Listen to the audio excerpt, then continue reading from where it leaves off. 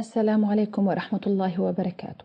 In this video, we're going to solve an application for part 3 of chapter 4, mechanical oscillations. Please prepare the notes that you have taken in the preceding parts to use them when you need to. The question says, a horizontal elastic pendulum is made up of a solid of mass m equals to 100 grams, which is 0.2 kilograms, a spring R of negligible mass and stiffness K equals to 20 newtons per meter. The center of mass of S can move smoothly on horizontal rail along the x' or x-axis, which is taken as the gravitational potential energy reference level.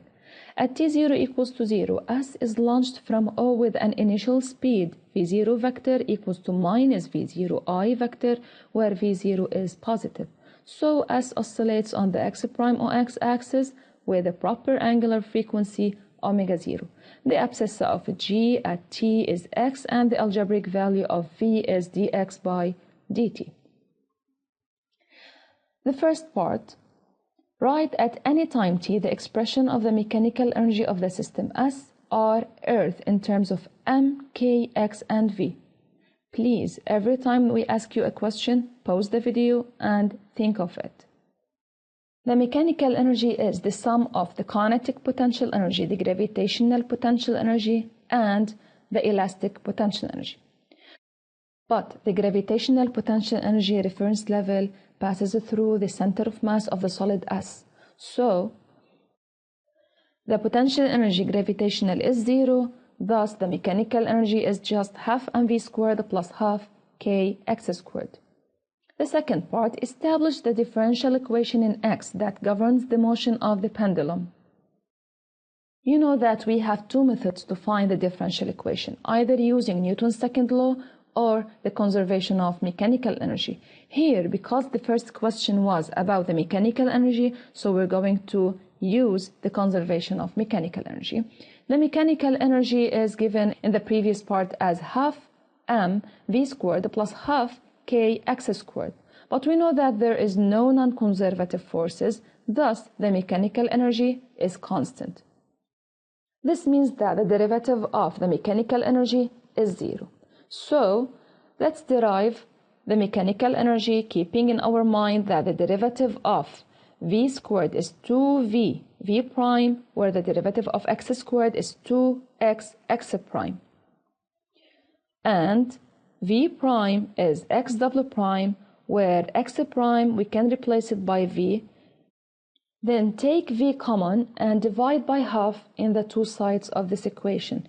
We get v into mx double prime plus kx, where v in our case is not 0. We can say that x double prime plus k over mx equals to 0, and it's the second order differential equation. Part 3. The solution to the differential equation is given by minus xm sine omega 0 t.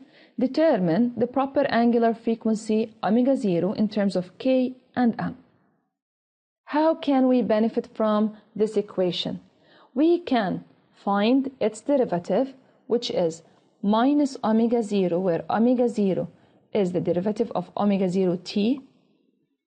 Then we make the second derivative, where here we can write minus omega 0, xm is still the same. Derivative of cosine omega 0 is minus omega 0, the derivative of omega 0 t, times sine omega 0 t. Then we can write it as xm omega 0 squared sine omega 0 t, and now we can replace it in the second order differential equation. Now replace x double prime by this answer, xm omega 0 squared sine omega 0 t.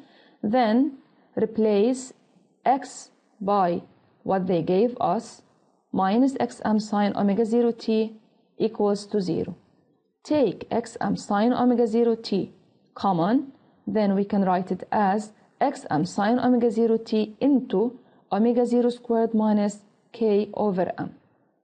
This one is not 0, it's a time equation, then we can say omega 0 squared minus k over m equals to 0, thus omega 0 squared equals K over M, and omega 0 is radical K over M. Part 4. Deduce the value of the proper period T0. We know that omega 0 equals to radical K over M, and we're going to deduce the period from this expression. How? We know that T0 equals to 2 pi over omega 0, and 1 over omega 0 is radical M over K, so just replace it in the expression. Now replace M and K by their values. The answer is 2 pi over 10 seconds. The last part, determine the expression of the amplitude xm in terms of V0, K, and M. At T0, we said that x prime equals to minus V0. Then let's write the expression of x prime, which is minus xm omega 0 cosine omega 0 t, which is found before in a previous part. Let's replace t equals to 0 in this equation. Then we will have minus V0 equals to minus xm omega 0 cosine 0, where cosine 0 is 1. Then we can write it as V0 equals xm radical K over M. Then xm is V0 radical M over K. This is the end of the application of part 3. Please try to solve it again by yourself. Thank you for watching.